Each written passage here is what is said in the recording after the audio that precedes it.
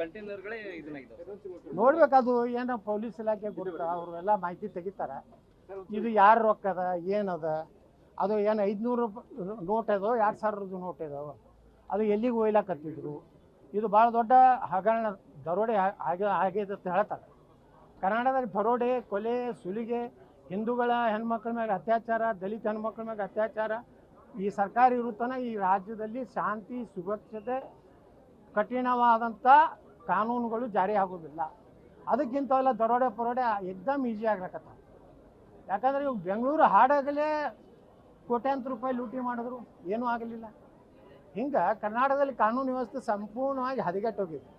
ಆ ಹದಗೆಟ್ಟದ ಉದಾಹರಣೆ ಅಂದರೆ ಬೆಳಗಾವಿಯಲ್ಲಿ 400 ಕೋಟಿ ಇತ್ತು, 800 ಕೋಟಿ ಇತ್ತು, ಇನ್ನೂ ತನಿಖೆ ಆಗಿಲ್ಲ. ಅದನ್ನು ED ಕೊಡಬೇಕು, CBI ಕೊಡಬೇಕು.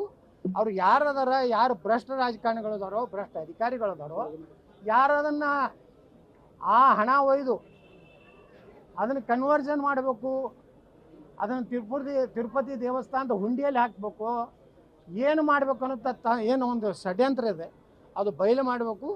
ಅವ್ರಿಗೆ ಯಾರು ಈ ಹಣ ಅನ್ನೋಂಥ ಅವ್ರನ್ನ ಕಠಿಣವಾದಂಥ ಅವ್ರ ಮ್ಯಾಗೆ ಆ್ಯಕ್ಷನ್ ತೊಗೊಂಡು ಅವ್ರನ್ನ ಜೈಲಿಗೆ ಹಾಕಿದ್ರೆ ಕರ್ನಾಟಕದ ಮಾನ ಮರ್ಯಾದೆ ಉಳಿತದೆ. ಯಾಕಂದ್ರೆ ಕರ್ನಾಟಕ ಮಾನ ಮರ್ಯಾದೆ ಏನು ಉಳಿದಿಲ್ಲ. ಮಹಾರಾಷ್ಟ್ರದವ್ರು ಬಂದು ಇಲ್ಲಿ ಡ್ರಗ್ ಫ್ಯಾಕ್ಟ್ರಿಗಳನ್ನು ಕಂಡು ಹಿಡಿಲಾಕತ್ತಾರ. ಸ್ವತಃ ಮುಖ್ಯಮಂತ್ರಿಗಳ ಕ್ಷೇತ್ರ ಜಿಲ್ಲೆಯಲ್ಲೇ ಡ್ರಗ್ ಫ್ಯಾಕ್ಟ್ರಿ ಇದ್ದಿದ್ದು ಮುಖ್ಯಮಂತ್ರಿಗಳ ಕ್ಷೇತ್ರದಲ್ಲಿ. ಬೆಂಗಳೂರಿನಲ್ಲಿ ಡ್ರಗ್ ಇವತ್ತು ನಡೀತಾ ಇದೆ. ಇವತ್ತು ಕಂಟ್ರೋಲ್ ಪೊಲೀಸ್ ಇಲಾಖೆ ಮೇಲೆ ಸರ್ಕಾರದಿಲ್ಲ. ಯಾಕಂದರೆ ಎಲ್ಲ ಇಲಾಖೆಯ ಅಧಿಕಾರಿಗಳಿಗೆ ಫಿಕ್ಸ್ ಮಾಡ್ಯಾರ, ಇಲ್ಲ ಆಕ್ಷನ್ ಆಗ್ತದೆ. ಬೆಂಗಳೂರು ಕಮಿಷನರ್ ಆಗಬೇಕಾದ್ರೆ 50 ಕೋಟಿ ಕೊಡಬೇಕು, DC ಆಗಬೇಕಾದ್ರೆ 10 ಕೋಟಿ ಕೊಡಬೇಕು.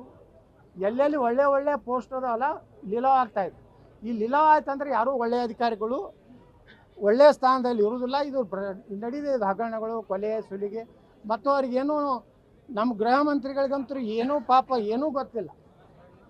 ಅತ್ಯಂತ ಅಂತಾರಾಷ್ಟ್ರೀಯ ಗೊತ್ತಿಲ್ಲ ಅಂತ ಗೊತ್ತಿರದ ಗೃಹ ಮಂತ್ರಿ ಅದು ಕರ್ನಾಟಕದ ಗೃಹ ಮಂತ್ರಿ. ಹೀಗಾಗಿ ಅವ್ರಿಗೆ 400 ಕೋಟಿದು ಗೊತ್ತಿಲ್ಲ, ಬೆಂಗಳೂರಿನಲ್ಲಿ ಮರ್ಡರ್ ಆದರೂ ಗೊತ್ತಿಲ್ಲ, ಬಿಜಾಪುರದಲ್ಲಿ ಮುಖ್ಯಮಂತ್ರಿಗಳ ಕಾರ್ಯಕ್ರಮ ಆಗಿದ್ದು ಗೊತ್ತಿಲ್ಲ, ಅವ್ರು ಊಟ ಮಾಡಿದ್ದು ಗೊತ್ತಿಲ್ಲ, ಮಕ್ಕೊಂಡಿದ್ದು ಗೊತ್ತಿಲ್ಲ.